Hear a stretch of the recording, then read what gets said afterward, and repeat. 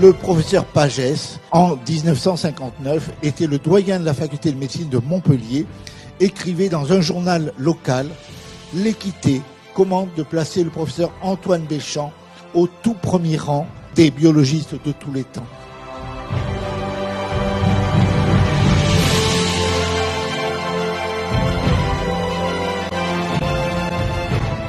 On pourrait presque même dire que ça a été le tout premier. Le tout premier parce que, bon, il y a eu d'autres savants qui ont cherché sur la vie à l'époque, et à l'époque on cherchait vraiment sur la vie, mais jamais un savant n'a eu cette ouverture, cette ampleur et cette capacité de travail absolument extraordinaire. Je reviens un petit peu sur cette période troublée. Donc vous imaginez des villes ouvrières champignons, vous imaginez la pollution, parce qu'à l'époque on n'a aucune notion du danger de la pollution. Pour sortir de la pauvreté et gagner sa liberté, l'homme devrait donc asservir la nature, la locomotive d'une extraordinaire frénésie industrielle. Partout en Europe, les usines poussent comme des champignons. En Angleterre, Manchester devient la capitale mondiale du coton. Au milieu du 19e siècle, la ville, ceinturée par 500 manufactures, est plongée dans le brouillard polluant de ses hauts fourneaux. C'est le prix de la modernité. Pourtant, dès l'origine, certains ne semblent pas prêts à le payer. Finalement, ce qui est déterminant dans la santé des populations, ce n'est pas les environnements, mais la richesse, la prospérité. L'argument continue en disant, en faisant de la croissance économique, en s'industrialisant, on crée une population plus prospère et donc à terme un peuple en meilleure santé. Cette théorie sociale de la santé donne un argument extrêmement puissant à l'administration française qui est en train d'autoriser en masse des usines. Vous imaginez ce que ça représente comme problématique de santé déjà. Vous imaginez des personnes qui vont se retrouver donc coupées de la campagne, du grand air, de l'herbe verte, de toutes ces choses-là, pour se retrouver en travail à la chaîne dans des usines, avec, vous imaginez, tout ce que ça représente comme enfermement. Hein, vous savez, l'enfermement. C'est véritablement un enfermement qui démarre pour toutes les classes ouvrières qui vont se créer à ce moment-là. Il faut savoir qu'à l'époque, on venait enfin de découvrir les vitamines, les premières vitamines, et en particulier la vitamine C. L'acide de Zent est bien la vitamine C, la substance mythique recherchée par les biochimistes du monde entier. La vitamine C empêche le développement excessif des réactions d'oxydation qui auraient des effets néfastes sur l'organisme. Une sorte de pompier maîtrisant l'incendie oxydatif.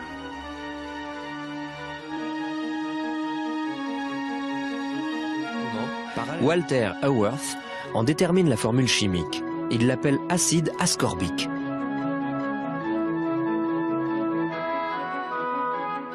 Zent et Haworth recevront ensemble le prix Nobel en 1937 pour la découverte des processus d'oxydation biologique et en particulier de la vitamine C.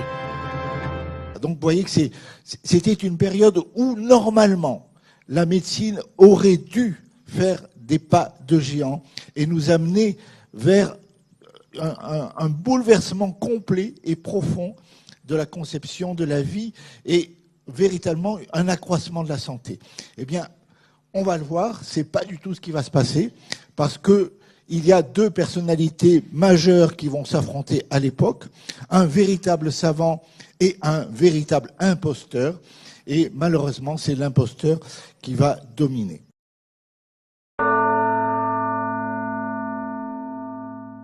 Je voulais vous montrer la superbe chapelle, parce que quand M. Pasteur est décédé, son épouse a jugé qu'il était indigne pour elle de mettre les restes de son mari au Panthéon. C'était tout à fait insuffisant pour un homme comme le grand sauveur Pasteur. Voilà. Donc, on a bâti une chapelle pour Pasteur, une chapelle exprès dans les sous-sols de l'Institut Pasteur. Et cette chapelle, il faut savoir qu'elle est entièrement décorée de mosaïques qui retracent les soi-disant, les prétendues découvertes de Monsieur Pasteur. On va le voir, en fait, Pasteur n'a pas découvert grand-chose, hormis le culot, le marketing publicitaire.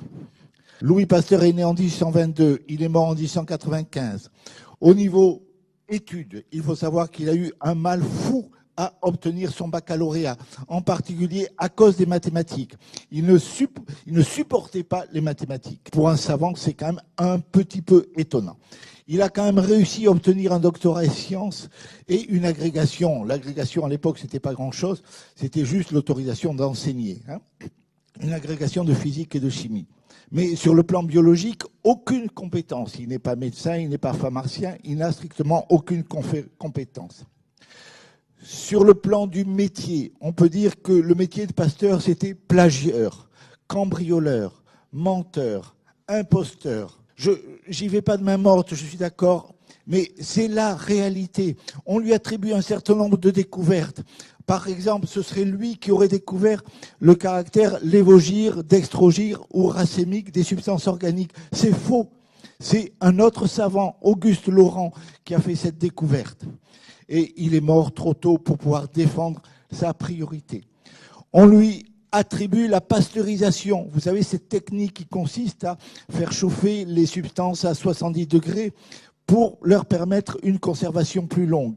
Eh bien, ce n'est pas vrai. Ce n'est pas lui qui a trouvé ça. Il a piraté cette découverte à un savant qui s'appelait Appert. Et on devrait parler d'apertisation et non de pasteurisation. C'est encore une entourloupette. On lui devrait la découverte des vaccins? Bien sûr que non. Le premier vaccin a été mis au point par Sir Jenner, un médecin anglais, en 1789, c'est-à-dire près de 30 ans avant sa naissance. Et c'est ensuite les docteurs Roux, Toussaint et Chamberlain, qui étaient des médecins ou des vétérinaires, qui ont mis au point les vaccins contre la rage et contre le charbon que l'on attribue à Pasteur.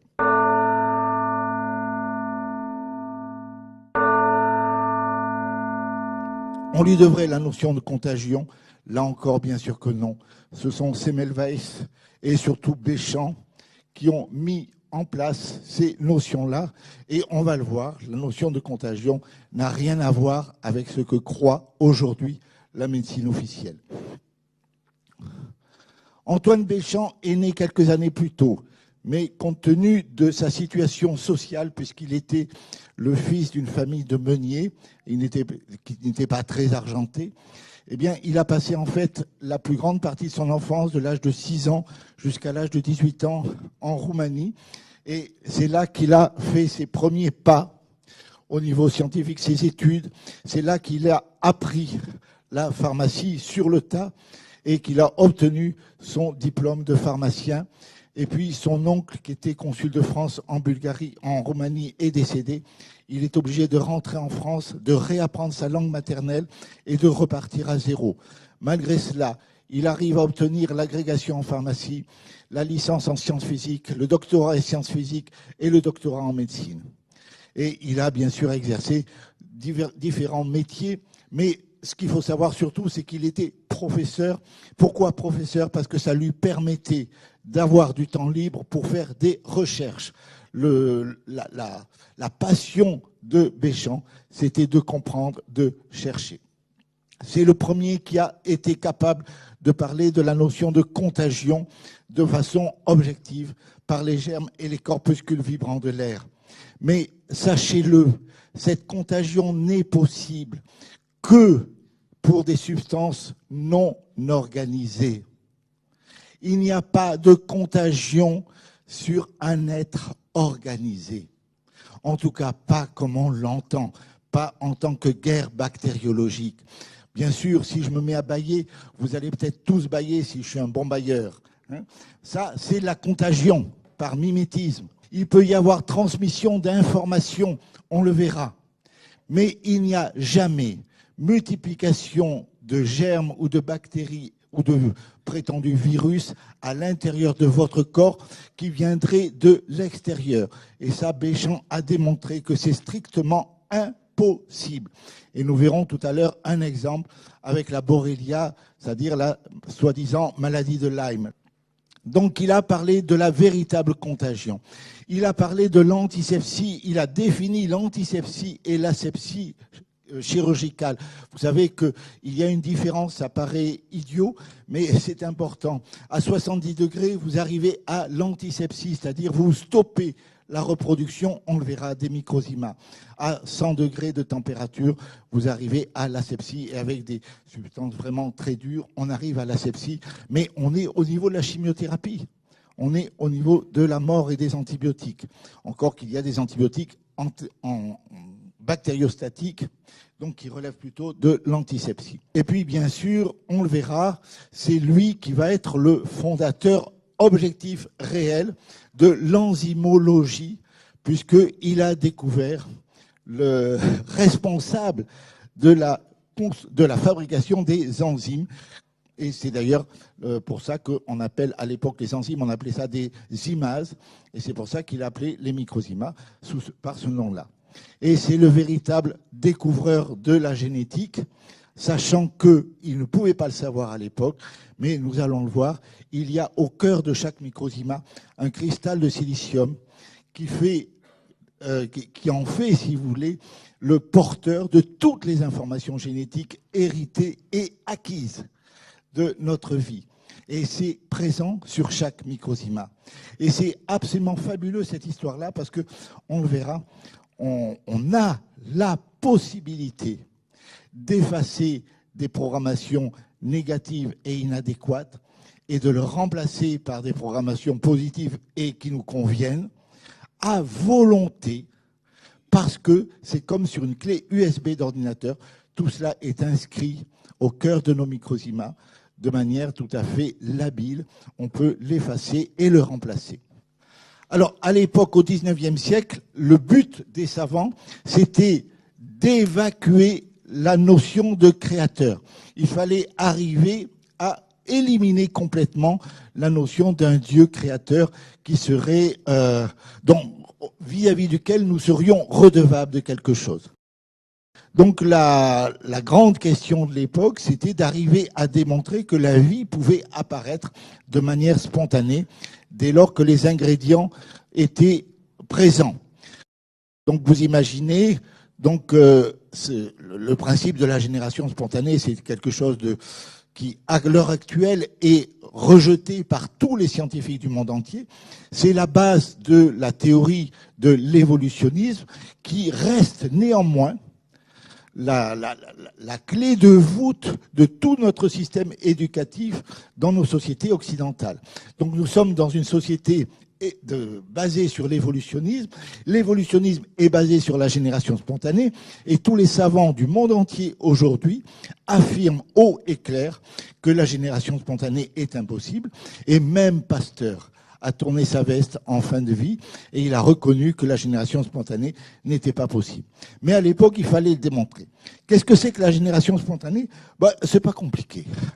Imaginez que vous preniez votre voiture, que vous la démontiez en pièces détachées, que vous mettiez toutes les pièces détachées dans une grande boîte transparente de préférence, mais une grande boîte, vous dessoudez les tôles les unes des autres, vous mettez tout ça en place dans la boîte, en vrac plutôt, y compris vous n'oubliez rien, pas un seul bout de fil qui a permis la construction des fauteuils, pas une aiguille, pas un fil électrique, tous les électroaimants, toute l'électronique, vous mettez tout ça dans la grande boîte en vrac. Ensuite, vous fermez la boîte de manière étanche et vous avez le droit de la secouer autant de milliards de fois que vous voulez. Vous avez le droit de la retourner dans tous les sens. Vous avez le droit d'y faire passer des rayons X, des rayons ultraviolets, des arcs électriques. Vous pouvez faire tout ce que vous voulez avec la boîte sans l'ouvrir. Et soi-disant, la voiture pourrait un jour se retrouver en état de rouler lorsque vous ouvrez la boîte. Donc aujourd'hui, tout le monde est unanime pour dire que la génération spontanée est impossible.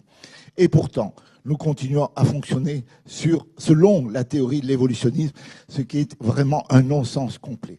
Donc pour pouvoir démontrer la génération spontanée, eh bien, les savants de l'époque regarder une soupe de légumes ou un jus de fruits sur la paillasse d'une cuisine, et il constatait qu'au bout de quelques jours, eh bien, il y avait des fermentations qui se produisaient. Et donc, il disait, s'il y a fermentation, il y a mouvement, il y a évolution, il y a changement, donc il y a de la vie. Béchamp, très vite, va se pencher sur la question et va découvrir, en regardant au microscope, qu'il y a dans ces liquides, il y a des micro-corpuscules qu'il va appeler microzyma. Et il va très vite explorer ces microcellules.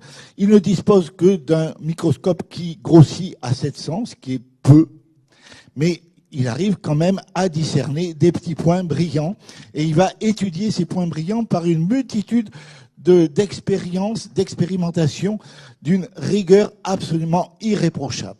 Et il va arriver à démontrer que ces microcellules sont responsables non seulement des réactions chimiques, des modifications qu'on observe dans les fermentations, mais qu'elles sont responsables également de toute la construction des êtres vivants organisés de A à Z. Et c'est à l'intérieur de ces microcellules que sont les microzymas, et non pas dans les cellules elles-mêmes, qu'ont lieu les combustions et la respiration qui explicitent la vie. Il faut savoir que le travail de Béchamp est absolument colossal. Si vous prenez par comparaison M. Pasteur, quand M. Pasteur faisait une expérience, il la faisait une seule fois. C'était suffisant pour lui. Cette expérience, ou bien elle allait dans le sens de ses idées, auquel cas tout le monde était ravi, ou bien elle n'allait pas dans le sens de ses idées, bon, c'est parce qu'elle a été mal faite, c'est pas la peine de la refaire, de toute façon il a raison. Voilà, c'était pas plus compliqué pour M. Pasteur. Mais par contre, Béchamp ne fonctionne pas du tout comme ça. Béchamp, lorsqu'il fait une expérience, il a refait au moins 50 fois en même temps dans des conditions strictement identiques. Et il a fait 50 fois de plus en variant les conditions de l'expérience. Et ça, c'est extrêmement important à comprendre. Et il va observer l'évolution dans ces tubes à essai sur parfois plusieurs années successives. Et donc vous imaginez le travail colossal que ça représente pour étiqueter chaque tube, les numéroter et les surveiller et noter, en plus faire le compte-rendu de ces observations de mois en mois, de jour en jour, d'année en année, vous imaginez. Voilà. Ce n'est que, bien sûr, au bout de plusieurs années qu'il s'autorisait à tirer des conclusions et qu'il portait ces conclusions sous forme de rapport à l'Académie des sciences de l'époque, qui regroupait toutes les sciences. Et ça, c'est important de le savoir. Nous avons absolument toutes les preuves historiques de ce côté imposteur de Pasteur et de la splendeur de la science et du travail fait par Béchamp, parce que à l'époque, chaque fois qu'un savant faisait une découverte et qu'il établissait un rapport, ces rapports étaient apportés à l'Académie des sciences. Un huissier de justice notait le jour, le mois, l'heure, de manière extrêmement précise. Et donc tout cela était noté sur un constat d'huissier, et le rapport était publié lorsque la pile des rapports était suffisante pour justifier de mettre en place un livre. Donc nous avons absolument toutes les preuves et nous pouvons réellement défendre la réalité du travail de Béchamp par rapport à Pasteur. Le seul problème, c'est que personne ne va jamais vérifier, et c'est bien dommage. Voilà, donc Béchamp et Pasteur vont s'opposer presque tout au long de leur vie, en particulier à partir de, je crois que c'est 1856, lorsque Béchamp est nommé professeur de chimie médicale à Montpellier, à la faculté de médecine de Montpellier. Et je ne peux pas vous raconter toutes les péripéties, toutes les disputes qu'il y a eu entre Pasteur et Béchamp. Ce serait extrêmement fastidieux parce que ça n'a jamais arrêté. Béchamp a écrit un bouquin qui fait plus de 1000 pages. Et sur ces 1000 pages, il y a plus de 900 pages de débat entre lui et Pasteur. Imaginez le travail. Donc c'est pour ça que j'ai fait le travail qui est considérable de résumer le boulot de Béchamp en enlevant toutes ces polémiques qui aujourd'hui ne sont plus très intéressantes. Dès son retour à Paris, Pasteur va justement s'appuyer sur cette paralysie pour dire qu'il s'est beaucoup fatigué pendant ces 4 ans pour trouver la solution. Et il pirate à Béchamp les résultats de Béchamp, il se les attribue et on y va. Je vous ai dit, c'est un monstre de culot. Donc Béchamp, à l'époque, n'en a rien à faire puisque ça ne touche pas au fondement même de la vie que sont les microzymas. Et donc il ne se défend pas, il laisse dire, il s'en moque. Heureusement peut-être pour lui, car là, c'était tellement important, tellement notoire, qu'il aurait peut-être bénéficié d'un contrat s'il avait osé dire quelque chose. On revient sur l'histoire en général. Toute la conflictuelle entre Béchamp et Pasteur, elle aboutit au triomphe des idées de Pasteur. Et pourquoi ça aboutit au triomphe des idées de Pasteur? Parce que les idées de Pasteur, c'est du Goldorak. C'est bon pour un gamin de 4 ans. La guerre bactériologique, la guerre virale, c'est du film de science-fiction, c'est du n'importe quoi. C'est totalement infantile. Alors que les découvertes de Béchamp nous ouvrent des horizons infiniment plus passionnants, infiniment plus complexes, infiniment plus merveilleux. Certaines associations innovent. Un laser game dont vous êtes le héros. Votre mission, éliminer le virus du sida présent dans un corps humain. Chaque tir correspond à un tir de trithérapie, ce qui permet de vraiment faire prendre conscience aux gens qu'il est important de se protéger et qu'il est important de se dépister régulièrement. Durant toute la partie, des messages sont également diffusés aux joueurs. Pour éviter toute contamination par le VIH-Sida, seul le préservatif est efficace. Et ces messages qui vont être ancrés pendant au moins 8 mois, on l'a vu avec l'étude qui a été menée. Et donc du coup, ça rend le jeu hautement intéressant en termes de prévention parce qu'on peut enfin changer les comportements des gens. Ce jeu a été primé par l'UNESCO dans la lutte contre le sida. Les théories de guéguerre, de petites bébêtes qui vous mangent de l'intérieur, qui vous envahissent et compagnie, c'est évidemment à la portée d'un gamin de 4 ans. Essayez de réaliser à quel point nous sommes dans un système médical qui est stupide et infantile. Alors, à l'occasion de la fin de ses fonctions en 1888, après des années d'affrontements avec Pasteur, Béchamp écrit « On enseigne l'erreur radicale. Et il faut que je crie sur les toits qu'il y en a qui trompent. » Et en particulier Pasteur. Lorsqu'en 1876, Pasteur préluda à ce que l'on a appelé son œuvre médicale, il savait parfaitement qu'il trompait. Sa nouvelle doctrine médicale est absolument fausse. Elle n'a jamais été vérifiée ou démontrée. Ce sont des affirmations gratuites. La théorie des microzymas donnait enfin à la médecine une base expérimentale aussi stable, en respectant et expliquant les vérités acquises à travers les siècles, que la théorie lavoisiérienne de la matière l'avait donnée à la chimie. Le microbisme, c'est une doctrine fataliste monstrueuse, puisqu'il suppose qu'à l'origine des choses, Dieu aurait créé les germes des microbes destinés à nous rendre malades.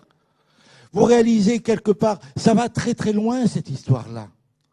On revient, si vous avez quelques notions, quelques cultures bibliques, on revient sur le mensonge du serpent dans la Bible.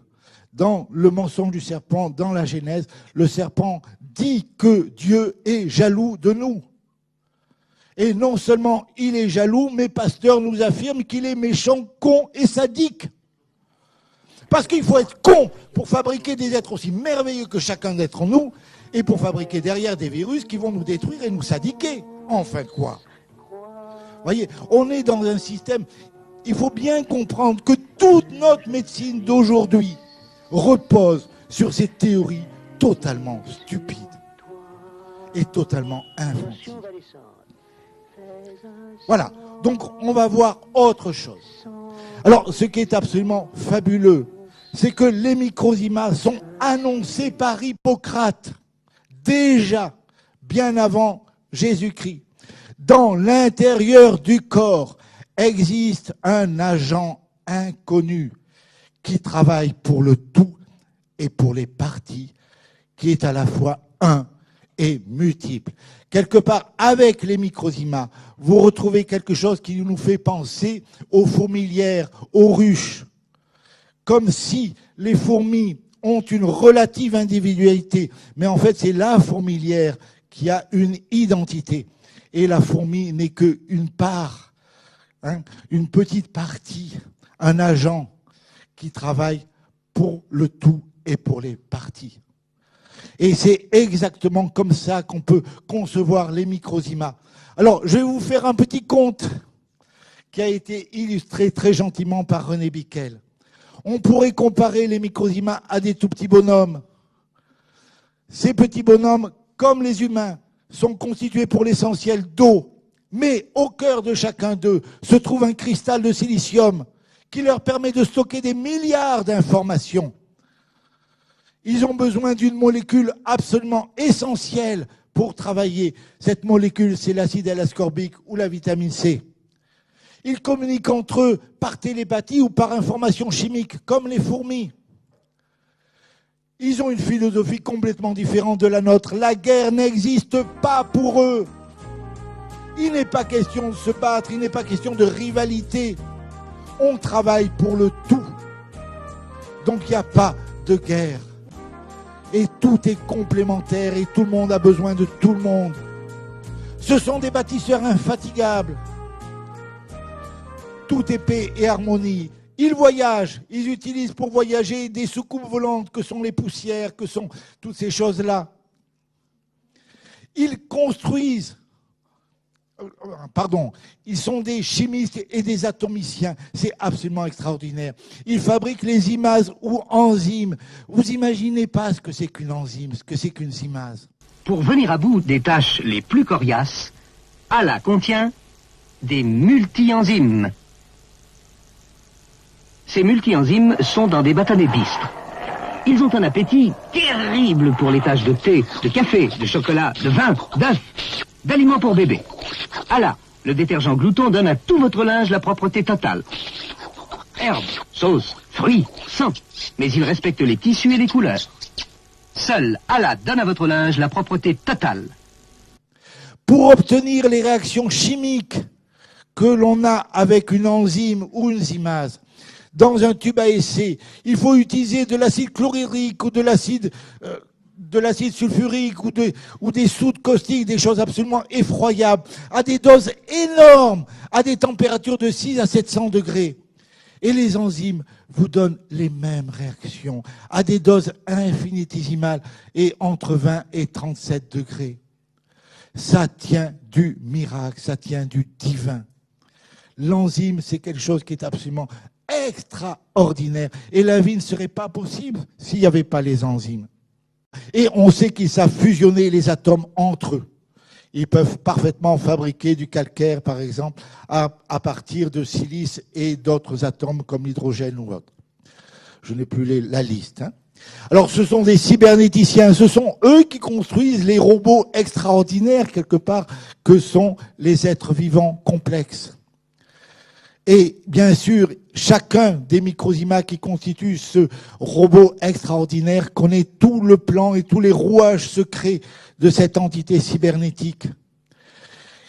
Leurs réalisations sont animées de l'intérieur, ils en font l'entretien et les réparations, bien sûr. Et lorsque une machine est trop vieille, ils la remplacent sans regret.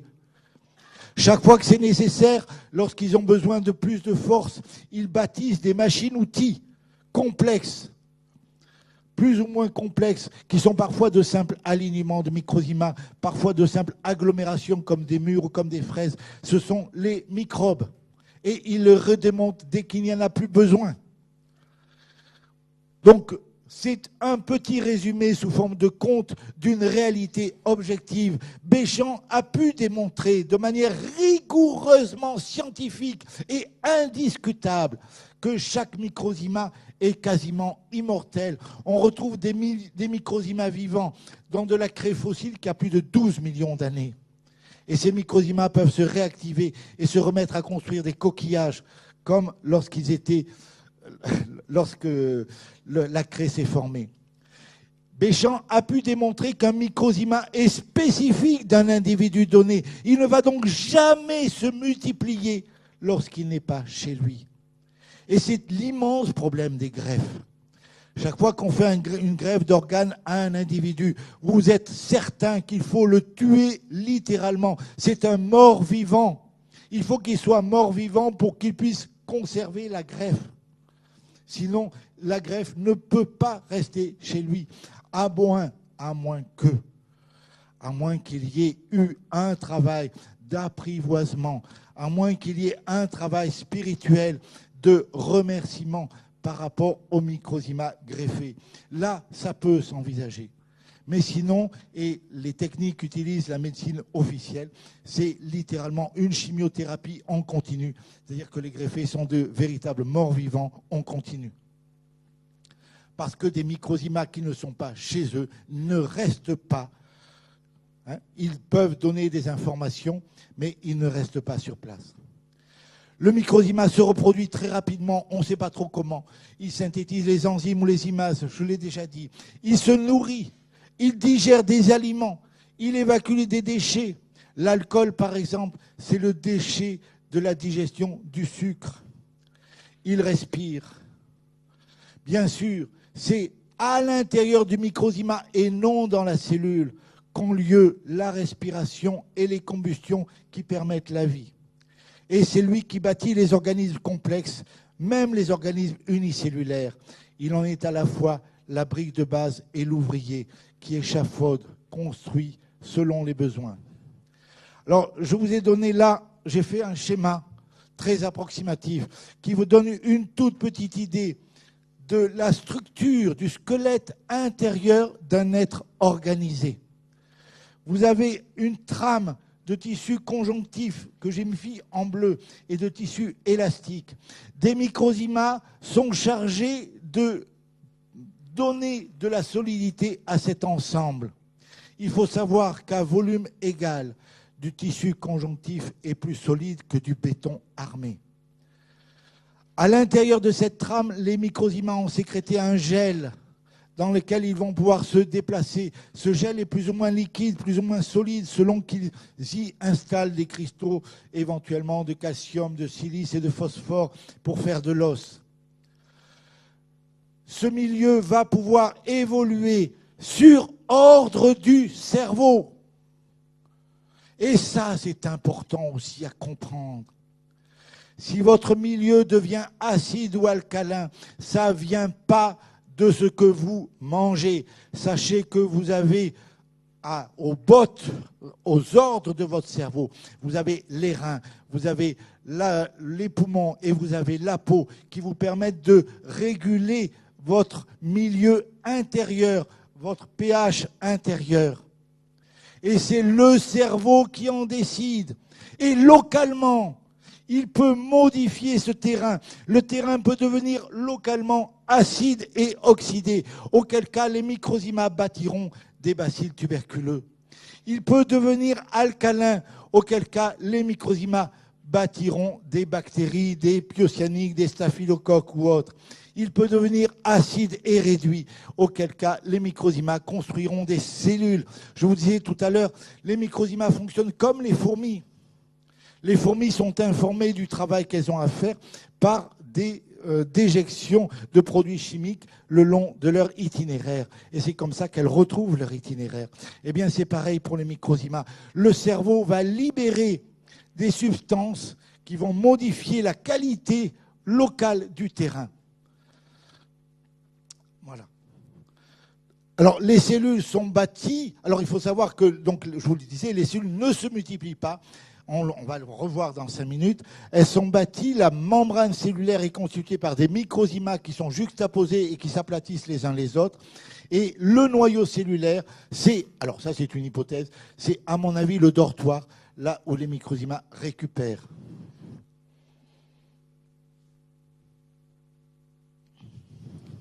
Aujourd'hui, avec la microscopie électronique, des géologues ont redécouvert les microzymas. Mais comme ils ne connaissent pas Béchamp, puisque Béchamp a été complètement mis sous le boisseau, ils sont repartis à zéro et ils ont baptisé les microzymas les nanobes ou nanobactéries. Mais il faut savoir qu'on ne peut observer au microscope électronique que sur des tissus, enfin pas sur des tissus, mais sur des substances minérales. Et donc ils ont retrouvé des microzymas sur de la craie fossile, sur du calcaire, où ils l'ont retrouvé également sur des plaques d'athérome ou sur des lithiases chez les animaux. Donc c'est extrêmement intéressant. Ils ont pu confirmer que le microzyma est une microcellule qui mesure entre 30 et 60 nanomètres de diamètre, qu'elle est limitée par une membrane. Elle réagit positivement au réactif ADN. Donc il y a de l'ADN dedans. Et elle contient un cristal qui est presque certainement un cristal de silicium. Et nous pouvons raisonnablement penser, bien sûr, alors ça ce sont des hypothèses, que c'est ce cristal de silicium qui renferme toutes les informations génétiques héréditaires. L'ADN et l'ARN ne sont que les chaînes de montage avec lesquelles vous allez construire vos métabolites propres. Parce que vous savez, quand vous avez du cholestérol dans le sang, c'est votre cholestérol à vous. Ce n'est pas celui que vous avez mangé. Vous pouvez manger tous les jaunes d'œufs de la terre, vous n'aurez pas plus ou moins de cholestérol. Là encore, c'est le cerveau qui en décide, en fonction de ce que vous avez à faire. Le cholestérol, c'est le pansement de vos artères. Chaque fois que vous avez des artères lésées, le cerveau ordonne au foie de construire du pansement qu'est le cholestérol. Et lutter contre le taux de cholestérol, c'est ouvrir la porte aux anévrismes artériels et aux hémorragies cataclysmiques tôt ou tard, et c'est détruire le foie et se retrouver avec une insuffisance cardiaque à la longue. C'est complètement absurde. Vous voyez, comme quoi cette médecine infantile dont je vous parlais tout à l'heure ouvre la porte à des complications en chaîne. Nous avons un microscope qui grossit à 1000 fois. Et nous avons aménagé pour regarder sur fond noir, ce qui permet de bien voir les microzymas. Donc voici d'abord un monsieur de 62 ans. Et vous avez donc les globules rouges que vous voyez qui sont ces cercles rouges. Et puis tous ces points qui dansent partout qui sont les microzymas.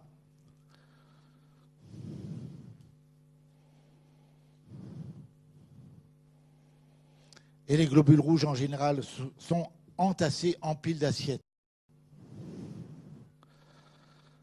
Voilà, vous voyez, je crois qu'il faut arrêter d'écouter tout ce qu'on vous chante à droite et à gauche. La vie est merveilleuse. Oh, pardon. Le plus étonnant dans cette histoire-là, c'est que c'était au mois de mai. La lame est restée sur la paillasse jusqu'à la fin juillet. Je vous jure qu'à la fin juillet, bon, elle n'était pas sur le microscope, mais à la fin juillet, quand j'examinais sa lame, les microzymas étaient toujours vivants.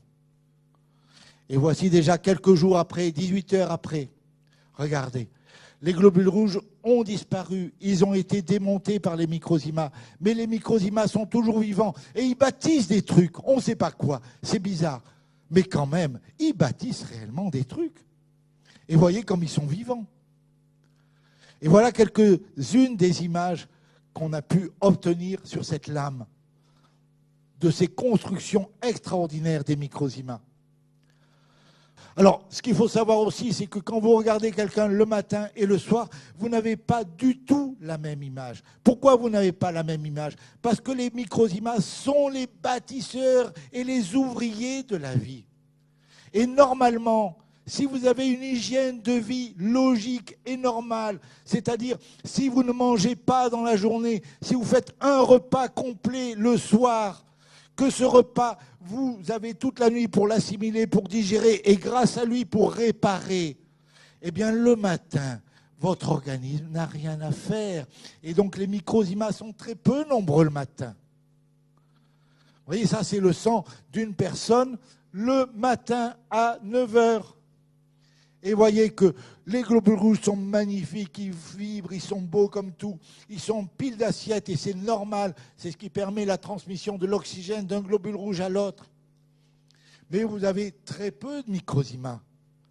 Hein, vous en avez un ici, un autre là, les globules rouges se promènent, tout va bien. Je ne vais pas vous laisser regarder le film jusqu'au bout parce qu'on n'a pas le temps.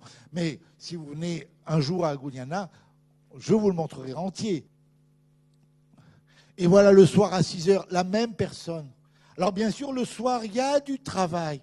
Parce qu'au cours de la journée, vous êtes fatigué, vous êtes déshydraté, vous avez des radicaux libres, puisqu'il y a eu beaucoup de combustion, beaucoup d'exercices, beaucoup d'activités.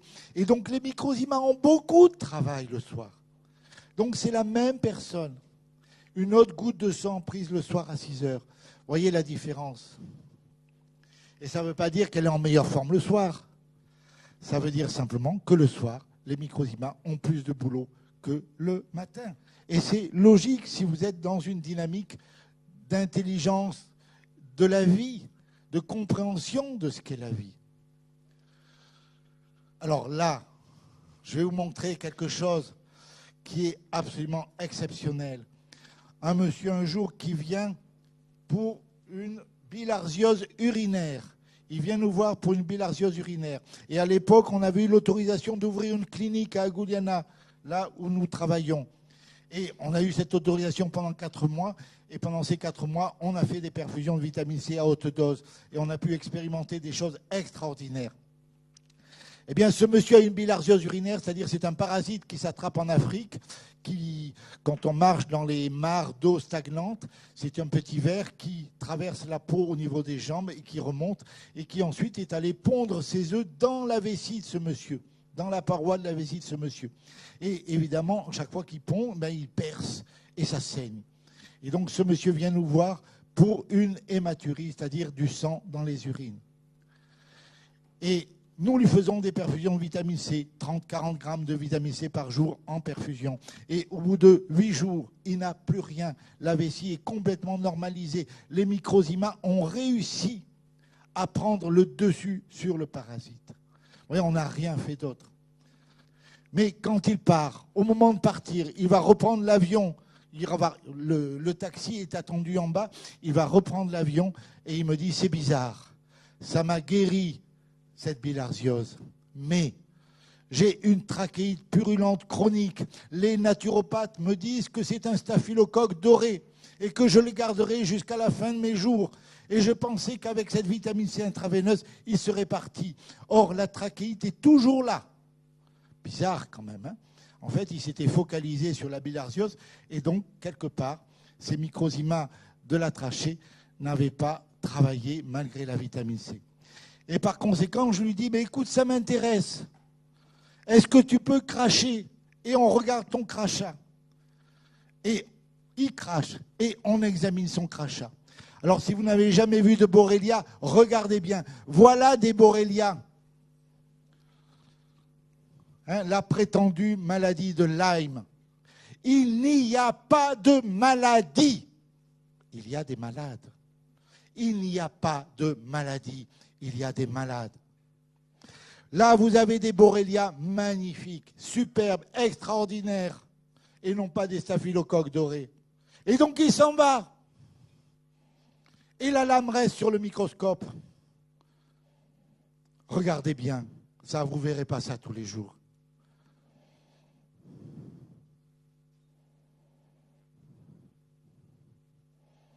Vous voyez ces vers qui se tortillent dans tous les sens. Les petits grains immobiles, ce sont des grains de mucus. 24 heures après, la lame était restée sur le microscope. Je dois examiner le sang d'un malade. Et avant d'examiner, je jette un coup d'œil. Accrochez-vous bien. Voilà ce que ça donne. Un arbre bronchique, si vous regardez bien, ce ne sont pas un alignement linéaire, c'est double chaque fois. Vous avez chaque fois les deux. Ce sont des tubes. C'est un arbre bronchique qui s'est créé. Les Borrelia ont disparu. Ils se sont démontés. Ils sont redevenus microzymas. Et ces microzymas des bronches ont bâti ce pourquoi ils sont faits, c'est-à-dire un arbre bronchique. Vous voyez comme c'est réellement des tubes. Alors, vous voyez, il faut sortir de ce délire de la guerre bactériologique. Lorsque vous avez des bactéries dans votre corps, quelle que puisse être leur forme, c'est vous qui les avez construits avec vos propres microzymas et pour vous guérir. Ce n'est jamais maléfique, ce n'est jamais une guerre. Pour mieux comprendre, essayons d'illustrer cette expérience qui montre cette transmutation biologique incroyable dont est capable la nature. Nous avons un prélèvement de crachat issu de la trachée qui est mis sur une lame et observé au microscope. Le prélèvement est donc mis à distance du corps. On observe bien les Borrelia. La lame est oubliée 24 heures sous le microscope. À l'observation suivante, les Borrelia ont disparu et ce sont des formations en arbres bronchiques qui sont apparues sous l'effet des microzymas. Comment expliquer cette incroyable métamorphose? Sous l'effet probable d'un signal du cerveau, d'origine électromagnétique ou chimique, les microzymas, normalement assignés à une tâche pulmonaire, auraient été reprogrammés pour réparer une lésion de la gorge en se transformant alors en bactéries selon la théorie microzymienne. Les bactéries choisies furent les Borrelia. Lorsque le prélèvement fut éloigné du corps, donc du cerveau, le signal envoyé aux microzymas n'était plus capté. Les microzymas reprirent alors leur identité primitive, leur programmation originelle, qui était la construction et l'entretien du système bronchique. Elles se retransformèrent alors en leur forme identitaire primitive, l'arbre bronchique. Pour ce patient, la lésion étant trop importante ou l'origine du conflit non élucidée, la guérison rapide ne pouvait aboutir. Il y avait donc démontage et reconstruction perpétuelle de la lésion de la trachée. Pour le docteur Alain Scoy, les antibiotiques bloquent le travail des microzymas ou les tuent et rallongent de ce fait le temps de réparation de manière totalement inopportune. Question: les microzymas peuvent-ils être influencés par des champs électromagnétiques parasites qui les dévient de leur mission? Voilà, donc les gerbes sont fabriquées par les microzymas. Ils n'ont aucun caractère invasif extérieur. Ils peuvent se démonter et les microzymas peuvent construire des structures biologiques, fonctionnelles ou non, bien sûr, en fonction de leur programmation les plus récentes. Et Béchamp a pu démontrer que s'il y a des germes dans les poussières ou ailleurs, c'est le démontage des êtres vivants qui sont décédés, végétaux, animaux ou autres.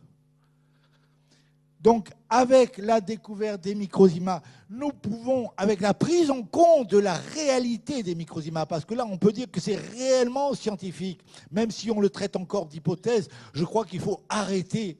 On est réellement dans une avancée scientifique objective, démontrable, reproductible. Donc là, c'est plus de l'ordre de l'hypothèse, c'est de l'ordre de la réalité. Donc les mémoires ataviques et acquises sont inscrites, alors ça c'est une hypothèse, sur le cristal de silicium de chaque microzyma. C'est à l'intérieur du microzyma, et ça c'est scientifique, qu'ont lieu les combustions et la respiration indispensable à la vie. S'il y a des cancers quelque part dans votre corps, s'il y a des bactéries dans votre corps, ils sont construits par vos microzymas à la demande de votre cerveau dans une situation de stress inacceptable, intolérable. Sinon, vous ne feriez pas de cancer, vous ne feriez pas d'hémiplégie, vous ne feriez pas d'infarctus, vous ne feriez pas de bronchite, vous ne feriez pas de rhume.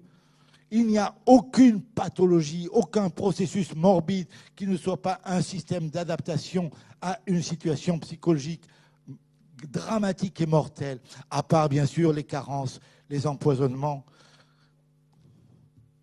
Sachez qu'on a même pu observer une tumeur cancéreuse de l'ovaire 10 ans après une totale pour un fibrome utérin. Vous imaginez une dame qui avait eu un fibrome utérin, on lui fait une totale. 10 ans après, elle perd son enfant. Et pour pouvoir remplacer son enfant, eh bien, les microzymas de cette dame ont bâti un ovaire cancéreux. C'est quand même étonnant, non? Toute notre médecine officielle est basée sur du mensonge. On vous parle de bactéries. D'après les médecins officiels, d'après les biologistes officiels, les bactéries sont toutes identiques entre elles. Tous les communibacilles sont identiques entre eux. Ils devraient tous avoir la même taille. Vous voyez, c'est une photo prise sur Internet.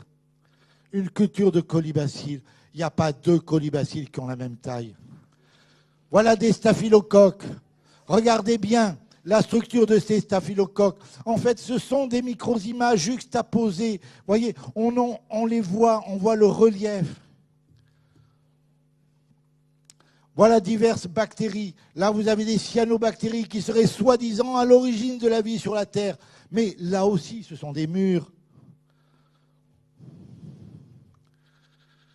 Voilà, chaque fois qu'il y a bactéries, ça veut dire qu'il y a des constructions élaborées par nos microzymas.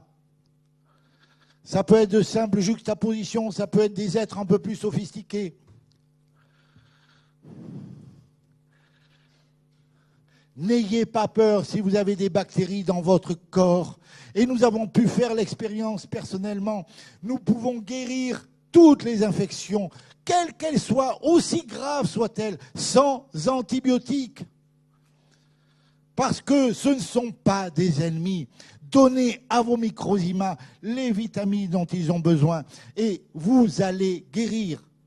La vitamine C, les complexes de vitamine B, je vous jure, c'est incroyable. Les infections les plus invraisemblables guérissent en quelques heures avec un complexe de vitamine B et de la vitamine C à dose suffisante.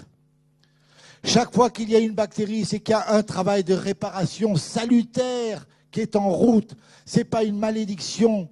Au contraire, vous êtes en train de guérir, de revenir à la santé. Il faut sortir de la peur du cancer. Je peux vous prendre tous aujourd'hui. Je vous fais passer un IRM à tous. Vous avez tous entre 20 et 30 cancers actifs actuellement. Et heureusement, sinon vous ne seriez pas ici en train de m'écouter. C'est grâce au cancer que vous vivez. Mais quand vous avez fait le dépistage, alors là, quand la peur entre dans votre cœur, là, ça devient terrible. On a inventé les virus parce qu'il y avait des maladies sans bactéries. Ah, ça n'allait pas, ça ne cadrait pas avec les théories de M. Pasteur. Donc on a inventé les virus. On a inventé... Alors là, c'est le bactériophage, vous voyez. Et on a des images qui ressemblent à ça. Hein? Si, mais est-ce que vous savez comment on obtient les images? Hein, quand on fait une recherche en microscopie électronique, sachez qu'il faut pulvériser une couche de peinture métallique. Donc qu'il y ait des agglutinations de particules de tungstène qui donnent ce type d'image, ça peut s'entendre. Mais de là à délirer et à dire qu'à l'intérieur de ces agglutinations, il y aurait de l'ADN, il y aurait des enzymes disséquantes capables de faire des manipulations génétiques. Mais là, on est dans le délire total. Vous savez, le délire, c'est la délecture de la réalité. Je vous certifie, et j'en mets ma main au feu, que le virus n'existe pas, à part le virus informatique, bien sûr.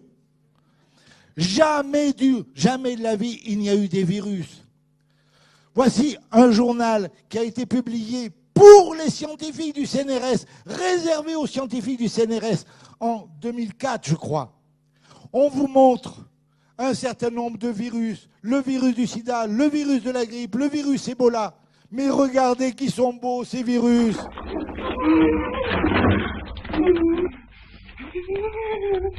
Vous avez dit c'est un vrai. Faut-il croire que l'autre était un faux? Soulagez votre conscience dans un moment pareil. Regardez le virus du sida. Il est-il pas beau? Elle n'est pas douée, la grand-mère, qui a fait ce truc au crochet. Non mais c'est pour des scientifiques. Mais vous réalisez? C'est pour des scientifiques que vous payez, vous, avec vos impôts. Et regardez, les seules images un peu sérieuses qu'on trouve de virus, ce sont des microzymas. Alors c'est facile après de dire que le virus est un parasite obligatoire de la cellule. Eh bien, bien sûr, puisque c'est le bâtisseur. Il en est la brique de base, il est partout. Alors bien sûr, il y a des microzymas à l'intérieur des cellules. Et voyez, on voit même le cristal, le silicium dans celui-ci. On est bien sur le microzyma et il n'est pas question de virus étrangers. L'ADN, les manipulations, la cartographie génétique. La seule image que nous avons, c'est celle qui est en haut à gauche. Et c'est avec ça qu'ils font des soi-disant diagnostics identitaires et criminels. Ils jouent à pile ou face, oui. On n'a aucune autre information que ça. Alors ça ne veut pas dire que ça n'existe pas, mais ça veut dire qu'il faut arrêter de dire des bêtises. Et toutes les cartographies et autres, ce sont des mensonges. Donc, essayez de comprendre que quelque part, notre médecine, notre santé, nous devons les baser sur autre chose. Nous devons reprendre toutes les bases de ce que nous croyons jusqu'à présent, parce qu'on nous a menti de manière éhontée, et on continue à nous mentir, et on nous mutile, on nous assassine à coups de chimiothérapie, de gaz sarin, de gaz moutarde et d'horreur, pire que la pire des morts au rat. On nous bombarde avec des armes atomiques, on nous mutile, on nous détruit, on nous tue, au nom de principes totalement stupides, infantiles et infondés, qui n'ont jamais été vérifiés, jamais démontrés. Et même pour le cancer, il faut sortir de la peur.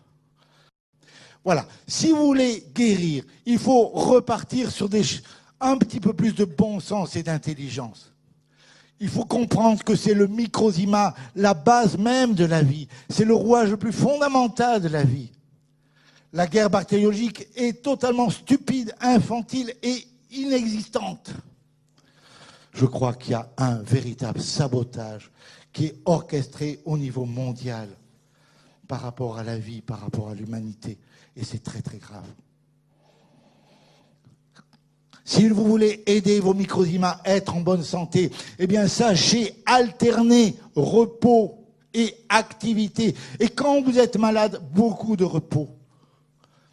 Sachez donner à vos microzymas le carburant préférentiel dont ils ont besoin. Et d'abord le sucre raffiné blanc. Mais oui, le glucose, les bonbons. Un malade doit consommer un bonbon tous les quarts d'heure. Et il n'aura pratiquement plus jamais mal. Essayez et vous verrez, ça marche. Et nous l'expérimentons depuis 2002 à Guyana. Je peux vous jurer que ça fonctionne. Il faut donner aux microzymas de l'eau en abondance et de l'eau de qualité. Alors là, attention à la javel et à l'aluminium qui traînent dans nos eaux du robinet.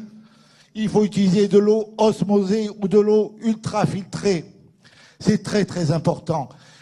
Bon, pardon, je reviens en arrière. Il faut faire des repas équilibrés. Mais quand vous êtes malade, 3, 4, 5 repas par jour, les enfants pareil, mais les adultes, un repas le soir. Point final. Un petit café le matin, un petit café à midi. Mais normalement, on ne doit pas manger dans la journée. Ça, c'est de la physiologie élémentaire de base. Parce que vous ne pouvez pas à la fois digérer et travailler. Enfin, on ne va pas rentrer dans les détails, on n'a pas le temps. Et il vous faut prendre des vitamines. Ces vitamines sont essentielles. Pourquoi ? Parce que nous avons actuellement une alimentation qui est toujours carencée, même quand vous êtes dans le bio à 100%. Parce que nous avons été créés à l'origine pour vivre en zone équatoriale, pour être des frugivores sur des fruits équatoriaux hyper riches en vitamine C. Eh bien, nous ne savons pas synthétiser la vitamine C. Il nous faut en prendre. Et tous nos aliments sont tellement pollués, qu'on le veuille ou non, même en bio, que si nous n'avons pas une complémentation en vitamine B et en vitamine E, eh bien, nous allons avoir des complications. Et c'est pas plus complexe que ça.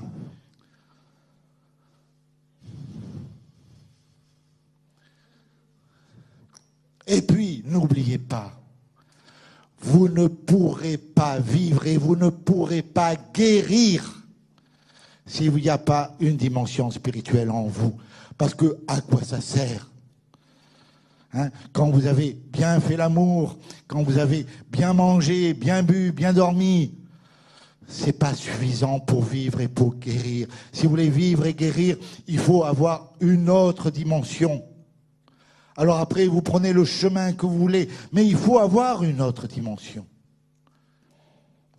Et je peux vous garantir que si dans notre monde d'aujourd'hui, nous sommes ici présents aussi merveilleusement beaux, avec cette organisation intérieure aussi fabuleuse et extraordinaire, c'est parce que le Créateur est d'abord et avant tout une maman. Ah, c'est vrai ça. Et une maman infiniment tendre. Et une maman, vous imaginez une maman qui va inventer des méchants virus et des méchants microbes pour sadiquer son gamin? Bon, ça pourrait arriver. Encore chez les humains, on est tellement tordus que ça pourrait arriver. Mais à ce niveau-là, non, c'est impossible.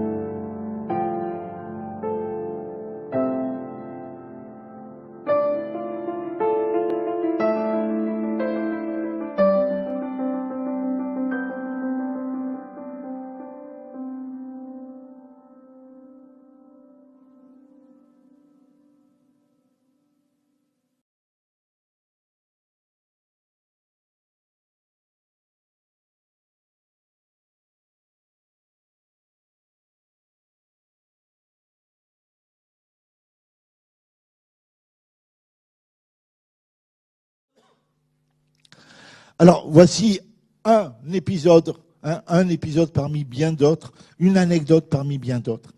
En 1865, un mal mystérieux vient décimer les élevages de fer à soie de France. Et le ministre de l'Agriculture